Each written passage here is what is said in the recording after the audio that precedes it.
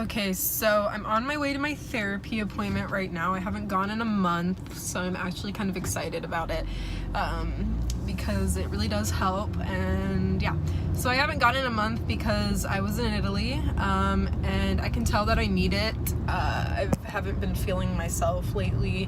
I've been feeling really sick, so hopefully she'll have some answers for me. So yeah, it's 10:09 right now. I left at 10 o'clock. It takes about 30 minutes to get there. So I'll check in with you once I get there. So yeah. Okay, so it's actually Monday night now. And my therapy appointment was on Friday, so I never checked in because I'm a little bit bad at this. But I just wanted to go ahead and say a few things that my therapist and my doctor told me, because as I said, I went to my therapy appointment, and then right after that I went to my doctor's appointment. So sorry it's not very well lit. I'm in my car, okay, outside of my house. My mom's sleeping, so I don't want to wake her up. So I went to my therapy appointment, and I basically told her, I don't know where to hold this. I told her, I've been having some indigestion problems. I've been having I've been having to go to the bathroom every single time that I eat, which is it's not a comfortable feeling where you're constantly afraid to go out to eat because you don't know where the nearest bathroom is, or you're in public and it's embarrassing. I know TMI, but this is real life stuff, and this is what I'm going through, so I'm gonna be as real as I can.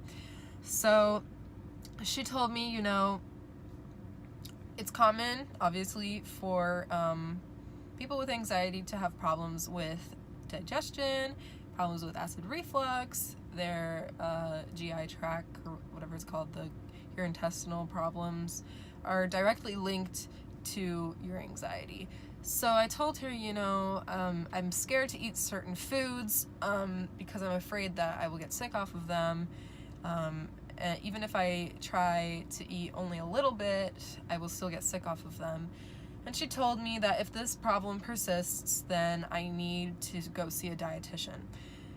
That wasn't really what I wanted to hear, because I'm already going to one doctor and now my therapist, and I don't want to go to a dietitian. I would like this to resolve itself. And this is kind of why I waited a few days before updating, is because it actually has gotten better. I haven't been having to go to the bathroom as frequently as I have. It hasn't been right after I eat, which is really nice. My stomach has been doing a little bit better. Today and yesterday were great days. I had little to no nausea. It was amazing. The only problem that I had today, which I'll get into, is a headache. So that's a completely different thing, but I'll get into that in a minute. So I kept talking to her, and I was like, I think that the issue will resolve itself. I think that my anxiety will go down now that I've seen you, because I really did feel like I needed to go back to therapy. So she was like, okay, let's wait like a month and see where you're at. So, and it's already doing better, so I think I'm gonna be okay, and I won't have to go see a dietitian, hopefully. So then I asked her, my doctor, he upped my dose of citalopram, which is Celexa, to 40 milligrams, and I told her, I don't really want to be on that much medication. Can we take it down? And just like my other doctor, she said, no, we can't take it down right now. And the reason is that if we were to go down back to the 20 and it didn't work out, I would basically be back at square one with all this nausea and all this stuff. So she said in a month we'll see where I'm at, and hopefully we can go down with that. I hope.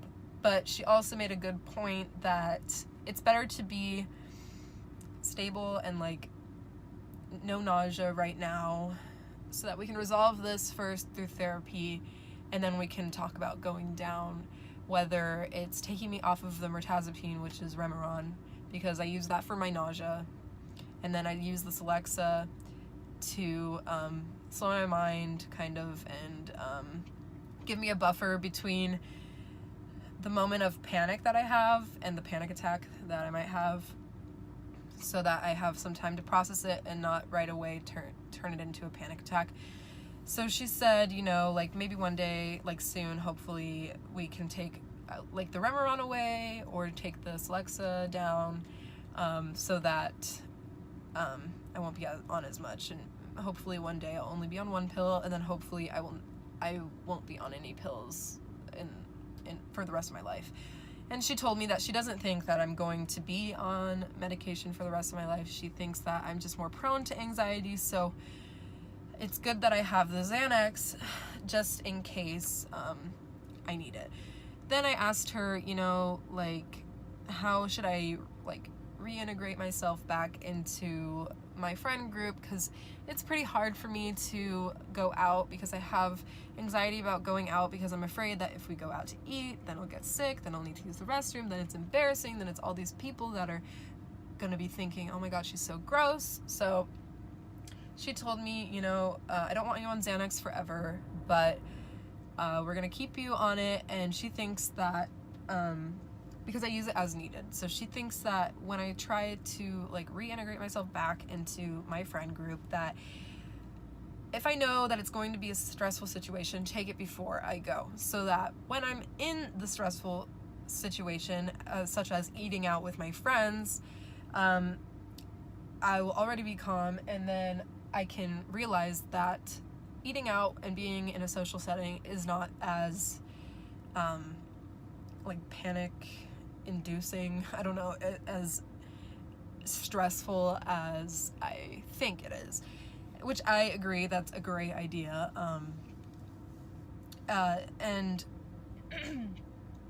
you know, she offered to go out to eat with me and, you know, talk me through it and like help me cope with it, which is nice of her. And then she also told me that when I start to go back to restaurants and eating out, that I should go to places, take the Xanax before, go to the place that I know that I've never had food poisoning at, and then I will realize that it's not so bad, you know, I've had the food before. And really it's like keeping in your mind that you have data in your mind, basically, that's, you know, lined up, and you've never had food poisoning from this place. You've never gotten sick off of this place. The food has always been great in this place. The atmosphere has always been great in this place. So you will be safe and you won't get sick. So I love that logic. I obviously believe in Xanax for an as needed thing. It's amazing for anxiety. I love it, but you can't overdo it, obviously. And I do have fears of overdoing it, but yeah. But like I said, I do get really bad anxiety about like whether or not I'll get food poisoning, because I'm afraid of throwing up. I haven't thrown up in 11 years, okay? 11 years. I have not thrown up, okay? I am terrified of it. It scares me. It's gross. I'm just so afraid of it. So obviously it ties in with me going out to eat, because restaurants, you know, people get food poisoning from restaurants, and I like to know where my food came from. I like to know that it's thoroughly washed if it's salad. I want to know that it's thoroughly cooked if it's meat. I want to know all this. And so I need to get better with that. Now, getting into today, I had a great day. I had no nausea. I had an amazing day. It was amazing. But when I woke up, my tragus piercing, I have it pierced right here, popped out. It unscrewed, and I didn't realize that it was a screw-on earring, and I thought it broke. So I tried to put in a hoop, but the hoop didn't have a ball on it, so the opening, the gap that was on the earring when I squeezed it closed kept getting caught in my skin. So it got really irritated, and I had a terrible headache, and it was just bad. But I still didn't have any nausea. So I kept the hoop in, but then it got to the point where it kept getting stuck, and it was so painful, and it was getting so swollen. So I decided to go back to my piercer and get a new piercing, because I actually misplaced the old jewelry when I went to go put that in instead of the hoop, to at least try to get it in, because just so you know, like, I thought that it broke, and then I realized after I put the hoop in that it was a screw-on, so I could have done it myself. So I left my boyfriend's house and went and came home to try to put the screw-on one back in, and I have no idea where I placed it. So I had to go with my friend Kimmy and get a new piece of jewelry for my tragus. And I swear to God, the second that I got in the tattoo parlor, the second I was there, all of the nausea came. So it was a really big trigger for me. And so I was just at my boyfriend's house again with a friend, and I had to leave. So now I'm home, I'm in my driveway, and I'm gonna go take my meds and go to bed. So hopefully this doesn't get infected. I'm gonna go wash it with some wound wash, but hopefully it doesn't get infected, because now I'm having anxiety about that, and I'm kind of starting to spiral a little bit into this nausea ball. So I'm gonna go take my meds and call it a night. So it's almost 10 o'clock. So thank you for listening to my little rant. So it's 7:42 p.m. Don't mind my face. I have this great pimple right there that I just keep on messing with, and it won't go away. But basically I had spaghetti for dinner, and I tried not to overdo it because I have so many problems with my digestion. But somehow I still managed to overdo it, so I'm feeling like absolute crap. So super nauseous. It feels like the spaghetti's right here in my throat. It just feels like a lot of stress on my stomach. So I'm just gonna, drink some ginger ale, because that seems to cure everything, and take my meds. So I'm gonna show you what I take every night. I'm gonna pour some of this in there. Oh God. Okay. And then I take